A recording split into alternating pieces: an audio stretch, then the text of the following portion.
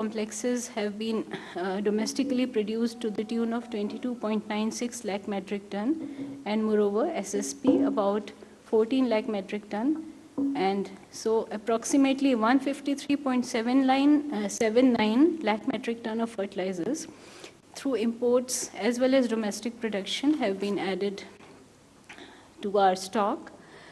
In coordination with our 28 missions abroad, the country has secured supplies of urea from Oman, Malaysia, Vietnam, Georgia, Nigeria, Russia, Finland, Egypt, Algeria, Turkey, and Netherlands. The DAP and NPKs have also been procured from various sources out of SOH, like Russia, Morocco, Egypt, USA, Jordan, South Korea, Tunisia, and from Saudi Arabia via Red Sea. So the matter is being reviewed at the highest level regularly. The the fertilizer security remains as strong as ever. Thank you. Thank you, Aparna ji. Now we take updates from Petroleum Ministry. Over to you, Sujata. नमस्कार.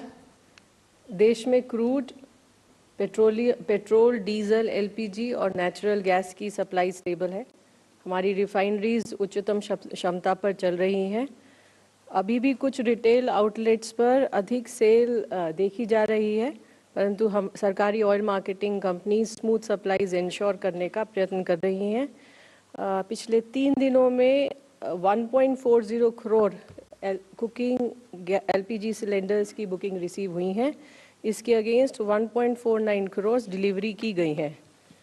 इसी period के दौरान लगभग 22,340 ton commercial LPG की cell हुई है.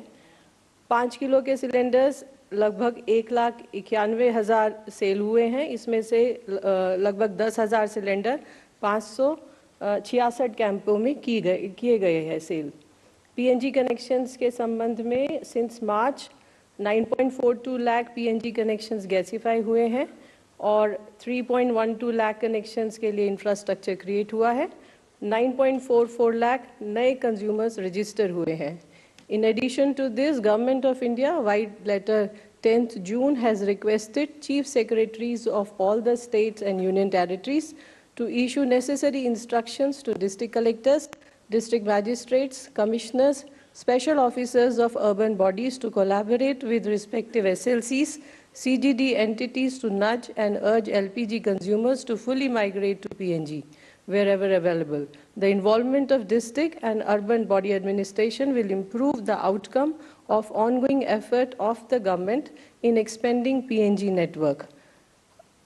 1 जून से अभी तक लगभग 4,180 टन C3C4 मॉलिक्यूल्स और 3,400 टन ब्यूटाइल एक्रिलेट की सेल विभिन्न रिफाइनरीज के द्वारा की गई है. पिछले 3 दिनों में 225 एलपीजी सिलेंडर सीज हुए हैं, 2 एफआईआर रजिस्टर हुई हैं और 1 व्यक्ति को अरेस्ट किया गया है. ऑयल मार्केटिंग कंपनीज के द्वारा भी 19 डिस्ट्रीब्यूटर्स को शो कॉज नोटिस दिया गया है और 19 पर पेनल्टी इम्पोज की गई है. पेट्रोल और डीजल के संबंध में मणिपुर में 3,680 लीटर पेट्रोल सीज हुआ है, 1 एफआईआर रजिस्टर हुई है और 2 लोगों को अरेस्ट किया गया है. पिछले 3 दिनों में ऑयल मार्केटिंग कंपनीज ने भी 291 डीलर्स को शो कॉज नोटिस दिया है, 14 पर पेनल्टी इम्पोज की है और 461 को सस्पेंड किया है. अंत में मैं सभी से ये रिक्वेस्ट करूंगी कि आइए हम सब अपने दैनिक उपयोग में ऊर्जा संरक्षण का हर संभव प्रयत्न करें. अपनी आवश्यकता के अनुसार पेट्रोल, डीजल और एलपीजी सिलेंडर का क्रय करें और अफवाहों से बचें. जहां पर भी संभव हो वहां ऑल्टरनेट सोर्स जैसे पीएनजी, इंडक्शन और इलेक्ट्रिक कुकटॉप पर का उपयोग करने का प्रयत्न करें. धन्यवाद. Thank you, Sujata. Now we take updates from the MEA Ministry. Over to you, Asim ji. Good afternoon, friends. We have seen that there have been several incidents involving Indian seafarers in West Asia in the last few days. We attach high importance to the welfare and well-being of our seafarers community. We need not re-emphasize this point. Yesterday, we condemned the attack on a ship off the coast of Oman, in which unfortunately we lost 3 Indian nationals. We had summoned the US CDA here to register a strong protest. The continuing incidents of attacks on shipping in the region are deeply worrisome and a direct result of the ongoing conflict in the region. These attacks must cease and end, and we also call for dialogue and diplomacy so that we can have an early return to peace and stability in the region. More updates from my colleague. Good afternoon. Ministry of External Affairs continues to closely monitor the developments in the Gulf and West Asia region. Our efforts are focused on ensuring the safety and welfare of the Indian community in the region. We are in constant touch with the state governments and union territories for sharing information and to coordinate our efforts. Our embassies and consulates across the region are proactively assisting our community. They are operating round-the-clock helplines to provide timely assistance to Indian nationals. They are also in close touch with the local governments. Advisories are being issued, including information related to local government guidelines, flight and travel situation, consular services, and the various welfare measures being undertaken for the community. Our missions are actively engaged with the resident Indian community. They are regularly interacting with the Indian community associations, organizations, professional groups, and Indian companies to address their concerns. An update on recent attacks on commercial vessels off the coast of Oman. A status update on MT Marivex.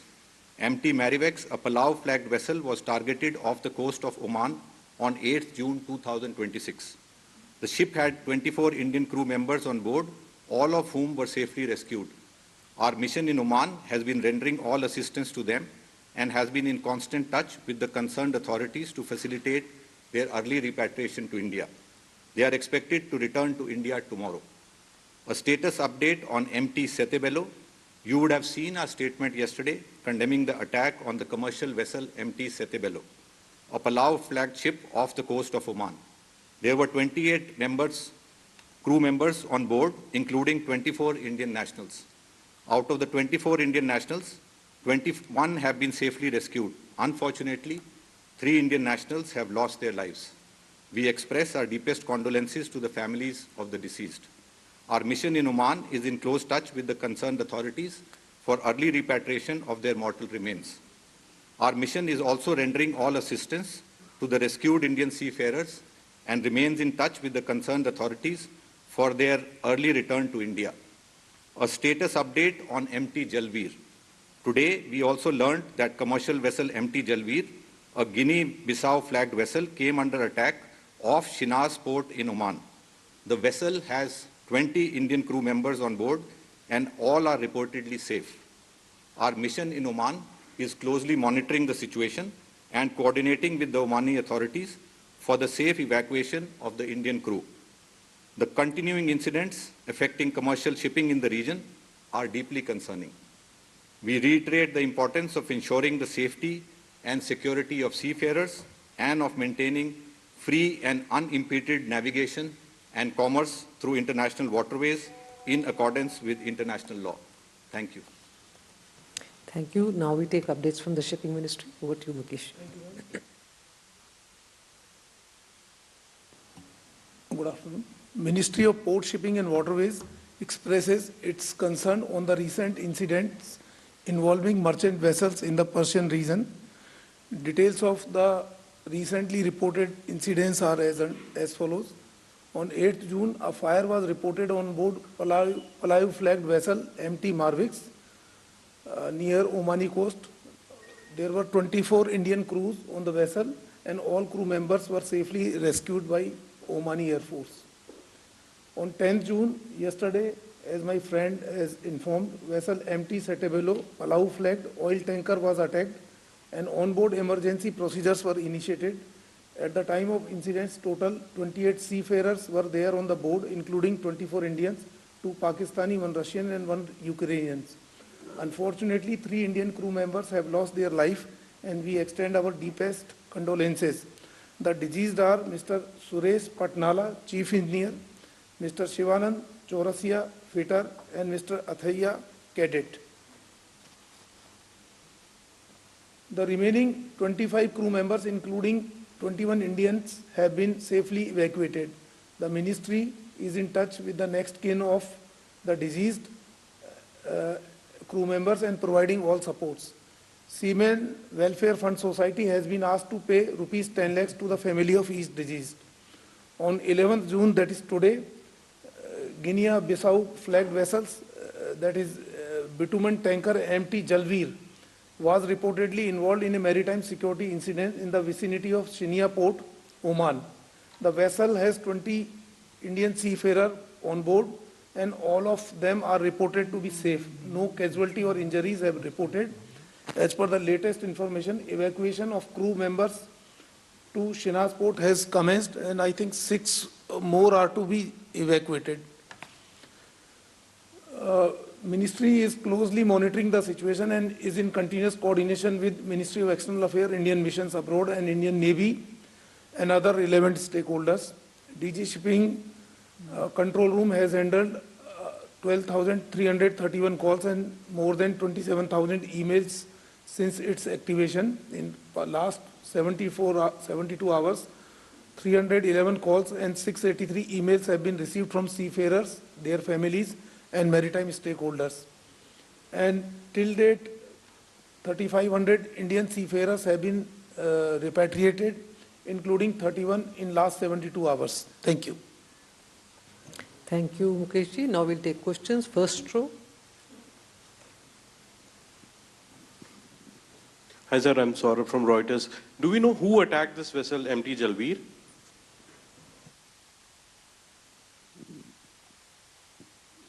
Sir, what was the reason for the death of the 3 Indian seafarers? Hi, Second row, yes. Sesha from NDTV Profit. So, this is the 3rd ship with the Indian crew being attacked in the last 4 days. So, my question is basically, why were these ships being attacked despite being anchored as per their instruction, or were the ships not following the instructions given by US? So, this is for Aparna, ma'am. Ma'am, yesterday, one of the major tenders for import of urea opened, and there was a sharp decline in prices quoted in that tender. So, do you think that with this, the whole talk about the subsidies exceeding 3,40,000 crore, there will be some rethink or relook into that because of the tender prices have crashed sharply, almost 51% decline? Thank you. Amal Zadi from PTA. Question can be taken by either Shipping Minister or MEA. Of the 3 tankers that have been attacked, how many were sanctioned or shadow fleets? One at least we know was a sanctioned tanker. The other 2, were they also under sanctions list? To Sujata ma'am, how many airlines have signed up for the ATF mechanism that was approved earlier this month? Thank you. Hi. First question, either Mukesh sir or Randhir sir or Asim sir can take. Just wanted to understand, see, according to the Americans, as per the reports that we've been seeing internationally, the tankers that they've been attacking to disable their engine rooms, according to them, they seem to be involved in Iranian trade, and they had earlier been warned that they should not proceed, but for whatever reason they did, and probably that's why they were attacked. But isn't it a bit sort of concerning, the exceedingly high number of Indian seafarers on board these sanctioned tankers? And is there something that the government can do at its level to, I don't know, probably discourage them from being employed with entities involved in US sanctioned trade? So that's one. The second question is for Sujata ma'am. Again, ma'am, there is a lot of fog of war related to the Strait of Hormuz and its actual status. Although we've seen some traffic picking up, every few days through the strait. But now Iran is again saying that, they're closing down the Strait of Hormuz. So just wanted to understand what is the current stock situation with regard to crude, LNG and particularly LPG, considering our extreme dependence on the region for those fuels? Thank you. We can come back to the first row, 161 and 67. Then we take the third. Hi, Sujata ma'am, Sapna here from CNBC.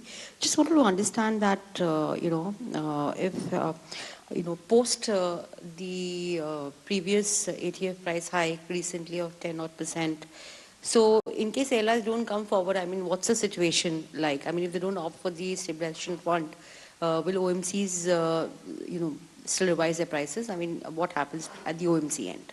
Thank you. नमस्कार sir, मैं आनंद मणि त्रिपाठी हूँ राजस्थान पत्रिका से। अभी जिनकी इस घटनाक्रम में death हुई है, क्या उनकी बॉडीज मिल पाएंगी? एक सवाल ये है। और जो घटनाक्रम हुआ है उसमें 3 जिन लोगों की डेथ हुई है, क्या उनकी बॉडीज मिल पाएंगी? क्योंकि ये बार बार ये सवाल आ रहा है कि मतलब होगी। दूसरा सवाल मेरा पोर्ट से है कि पाकिस्तान बॉर्डर से सटे हुए इलाके में 6 नए पोर्ट बनने की बात आ रही है, तो क्या वो पोर्ट बनाए जाएंगे और कब तक बनाए जाएंगे? धन्यवाद। A third row, we can take from here, 24, and then we go that side.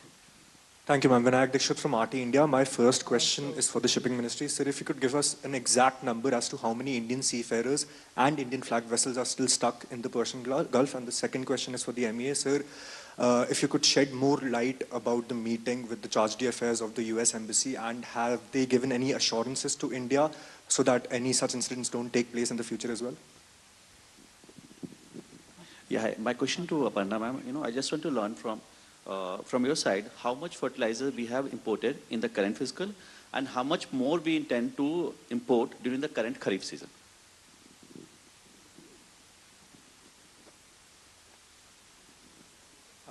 Hi, I'm Dvesh from Economic Times. Sir, now that attacks have suddenly grown again, can we expect an evacuation for Indian seafarers over there? Whether any plans to escalate evacuation processes? We have on the right side, 202.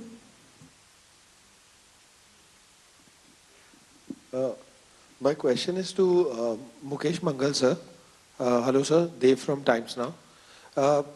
Sir, is there any specific reason as to why Indian flagged vessels are coming under attack? Because, I mean, people seem to have an inclination or liking towards us in a wrong way.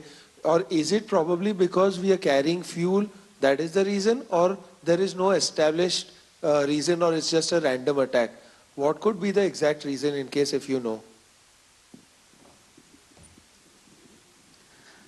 Good afternoon, sir. Randhir sir and Mukesh sir, my question is from both of you. I'm Shivani from India Today. Is there a guideline that these vessels need to follow while they are crossing this area of the Gulf of Oman? And is the Indian Navy is also involved in the present rescue operation of MT Jalveer? Okay, we were all the questions. We begin with fertilizers.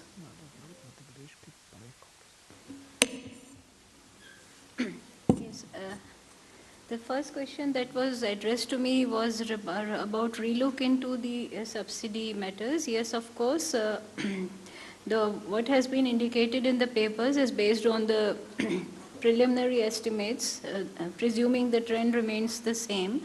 But as a result of the recent tender results that have been done on behalf of the government by one of our entities, we'll definitely have a cause to reassess the subsidy figures, and we'll have a relook on that. Depends on the confirmation of the quantities and whatever reaches our ports based on the same figures. Then second question was about this, what remains to be imported for the Kharif season. We have we will be importing around, say, about that depends on the domestic production. Provided the gas availability is sufficient, we may import about 10 or 20 more, and we'll also keep an eye on our stock in view of the threat of the monsoon whatever has been predicted. So that will of course guide us through the Kharif season for our imports. So as of now, we cannot just give any figures. Thank you. Thank you. Sujata? So regarding the price stabilization fund and the agreement signed, I would like to inform yesterday MOCA has called for a meeting. I mean, they conducted a meeting with airlines and oil marketing companies. Now they will issue the detailed guidelines, and then we will come to the stage of agreement signing. Regarding the inventories of crude, LPG, LNG, I think this was the question we are facing for the last 3 months, and every time we are telling you we have sufficient inventories, and it has been the effort on the part of government to ensure the smooth supplies of petrol, diesel, LPG, natural gas to all the consumers with minimum possible inconvenience.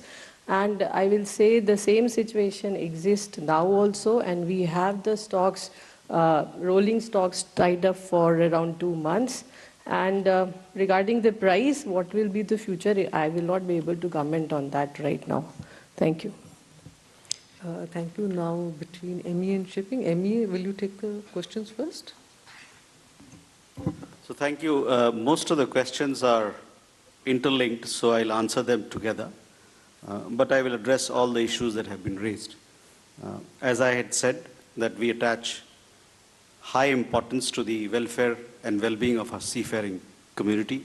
As you know, that we have a large seafaring community which is spread across the world. We also have a large number of seafarers who are there in in Persian Gulf and in West Asia. And we are in touch with through our embassy and through Ministry of Shipping to ensure their welfare and well-being. When this particular attack happened on the ship Sede Bello, we lodged a strong protest with the American side. We called in the American CDA, and he was conveyed our deepest concerns on the ongoing incidents of attacks. As also we registered a strong protest with them. We conveyed that the welfare of our seafaring community is very important, and the attacks that are happening must stop. We also conveyed that that dialogue and diplomacy is the way forward for peaceful resolution of the conflict, and that there should be unimpeded access through the Strait of Hormuz in keeping with international law. So we made our position very clear on each of these points, while reiterating how important the lives of our people are, their welfare and safety. Yes, Saurabh, to answer your question, these attacks came from the U.S. U.S. Navy that is stationed there. As you would have seen in the various reports, as also in what was clarified through our statements and otherwise from this podium, the 3 ships that have been involved in the incidents are foreign flagged. So one was two of them are Palau flagged, and the third one, which came under attack today, is Guinea flagged. So that is, they are not Indian-owned ships; they are all foreign flagged ships. I also understand that 2 of them are OFAC sanctioned ships, and one of them also is in the category of non-compliant ship. So that you must bear in mind. There are आपने पूछा कि 3 जो लोग जिनकी मृत्यु हुई है, क्या उनकी पहचान हो गई है? तो तीनों लोग जो मरे उनके बारे में उनका आइडेंटिफिकेशन हो चुका है, और अभी हमारा प्रयास ये चल रहा है कि जल्द से जल्द उनके जो पार्थिव शरीर है उसको भारत भेजा जाए. So I hope with that I have clarified all the questions. I am not sure if we had Shivani, if I have answered your question. So one thing I would reiterate here is that, as I told you, on guidelines part, maybe Ministry of Shipping can throw some light, but to emphasize that 2 of them, this is what we understand, are OFAC sanctioned ships, and one of them is a non-compliant ship. Thank you. Sorry? Yes, we have registered a strong protest. No, we have, this was yesterday evening, we conveyed a strong protest at the attack that happened in which 3 Indian lives have been lost. Now Mukesh ji will answer the questions. Yes. So there was a question that are they following the guidelines while passing through Omani water? So once again, I would like to state that the international waters are free for sailing unless they comes within the port area. So then only they have to move as per the directions of the port authorities, but otherwise it is free. Like wherever the canals are there, which have been constructed by some countries like Suez Canal, etc., there the control is there, but otherwise sea water are free. That is number one. Number two, it was asked how many Indian seafarers are there. So at present 562 Indian seafarers are there on Indian flagged vessel, 329 in Persian Gulf region, west of Hormuz, and 233 in Gulf of Oman. Yeah, 562 Indian seafarers are on Indian flagged vessels. This 562 is like that, like this 329 in the western side of the Strait of Hormuz, and 233 in the Gulf of Oman, that is east of Strait of Hormuz. And as regard to total number of seafarers in Gulf region, they are about more than 18,000. Now this more than 18,000 means there are seafarers who are working there, like when there are platform vessels are there, those are also treated as vessels only. So they are working there, they are workers, and many of them are living in Gulf region. So around 18,000 or more seafarers are there in whole Gulf region. Indian seafarers, है ना?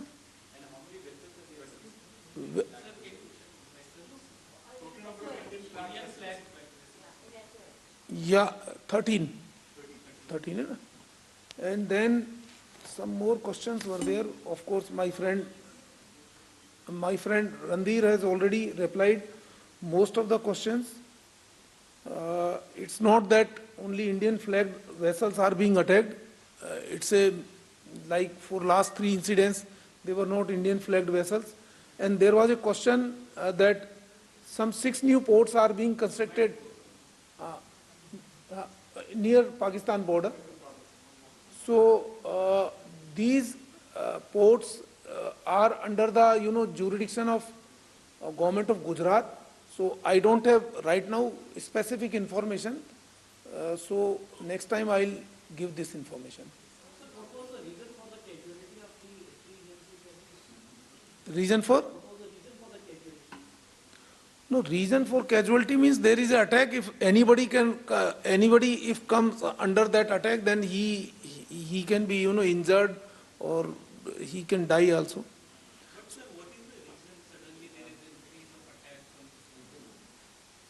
So that actually my friend Randhir has already explained what is the reason for attacks.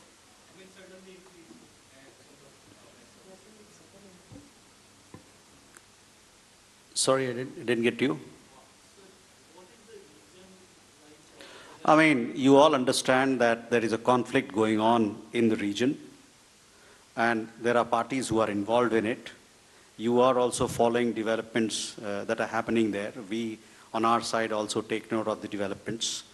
If you piece them together, you will get a sense what's happening. It's a conflict zone.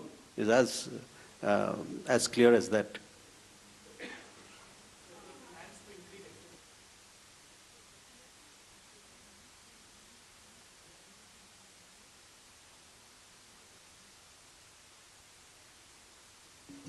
Sorry? No, already I already informed that in last 72 hours we have rescued, we have repatriated 31 seafarers from that region.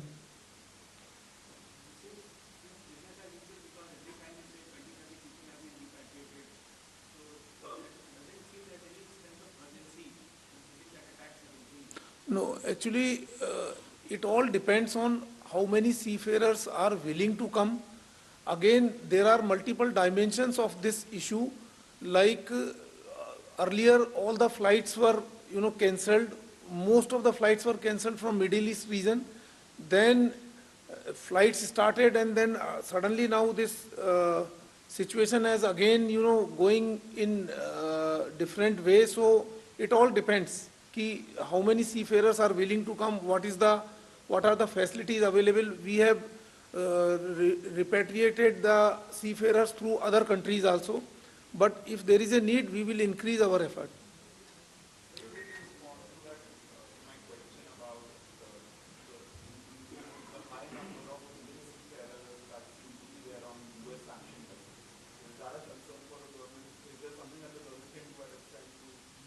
So first of all, that we have around 3.2 lakh seafarers from Indian seafarers. So we are having pretty large number of seafarers globally, and so because we have more number of seafarers, so every likelihood I can't comment on that why Indian seafarers are there on US sanctioned vessels. Again, there are two type of sanctions, maybe as many as type of sanctions could be there. Like tomorrow some X country says ki I will also issue a sanction list, so that can't be controlled. But there is a list, UN sanction list is there. Then as you have told, some US sanction list is there. So it all depends ki which country is sanctioning which vessel. But of course, we, as per our conventions and all, we have already issued guidelines for UN sanctioned vessels.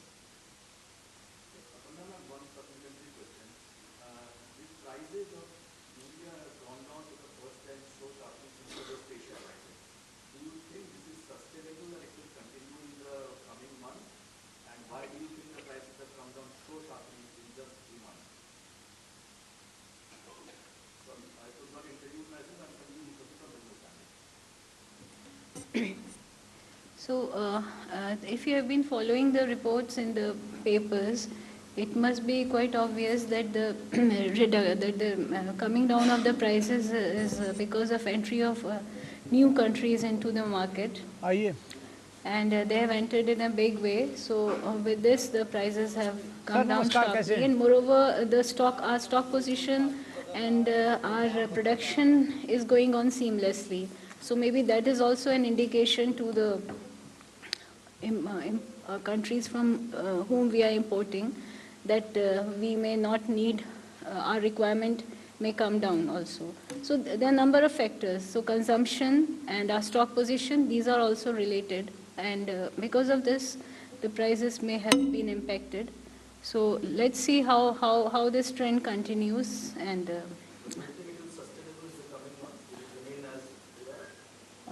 hopefully it will be, yes. Thank you. All right.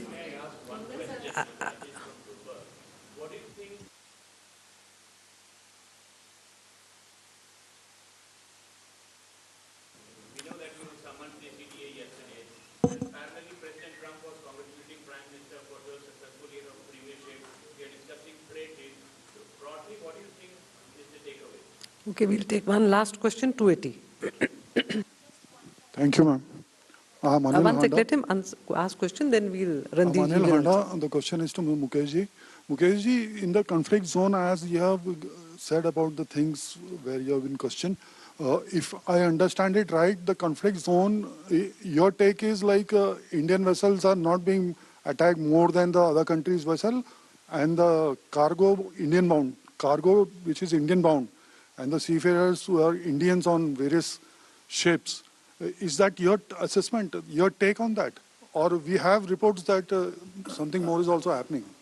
I'm not saying that Indian vessels are attacked less or foreign flagged vessels are attacked more or vice versa. What I'm telling that it is not that only Indian flagged vessels are being attacked. You can see that last three vessels, like first was MT Merriwex, that was Palau flagged vessel, then Setevelu, again Palau flagged vessel, and then third one is this Jalveer, This is Guinea-Bissau flagged vessel. So if we see last 3 vessels in this region, all of them are foreign flagged vessels, and because we are more discussing the vessels where Indian seafarers are there. So that is why these vessels are coming into picture. There may be some vessel which has been attacked, some foreign flagged vessel which has been attacked, but there are no Indian seafarer is there. So probably we are not discussing that vessel here. We are only and only discussing when the vessel is either Indian flagged or foreign flagged or Indian seafarers are there.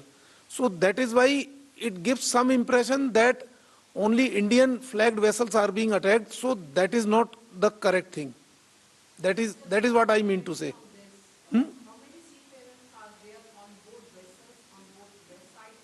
So that is what I told.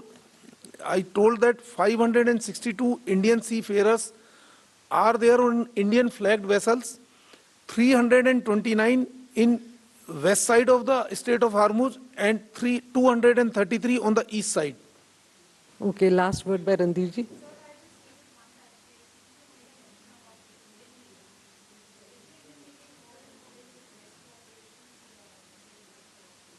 I'm sorry, I think I have not given any reference of Indian Navy, but it was asked whether Indian Navy is involved, so that I cannot comment. But the third vessel, which is Jalveer, I think Omani Navy is doing the this evacuation efforts. Omani Navy is doing. I have not told Indian Navy. Okay, 209 is also there. We'll just take it, and then Randhirji can. Okay, 78. This is for Sujata, ma'am. A notification has been issued to exempt excise duty on E22 to E30 petrol. So has there... On the same lines of what he just asked, are these signs of that we might see higher mandate? Are these signs that we might see higher mandate of ethanol in petrol very soon? And also, has there been an assessment, progress in assessment as to what impact it would have? Because there was a lot of controversy on the impact on vehicles, and majorly it was the reason why rollout of higher blended ethanol was delayed. So has there been a progress in that assessment as well? So regarding this excise duty, I also want to clarify a few points. One, blending of ethanol with petrol at depot level is theoretically a manufacturing activity which can be subjected to excise duty. E20 was exempted by the Ministry of Finance earlier also. Same clarification has been issued for higher blends, and there is nothing new. With higher BIS standards available, the same excise duty waiver has been extended to E22, 25, 27 and E30. This is a preliminary prerequisite for eventually introducing higher blends, but does not convey anything about rollout of higher blends as of now, as that will only be done after extensive testing and consultation. Thanks, Sujata. Randhirji. Rajesh, answering your question, we have lodged a very strong protest, and that was the reason why the CDA was summoned yesterday, late evening, to the Ministry of External Affairs. It is our expectation that due note will be taken of our protest. Thank you. Thank you, friends. Thank you, officers. Thank you all.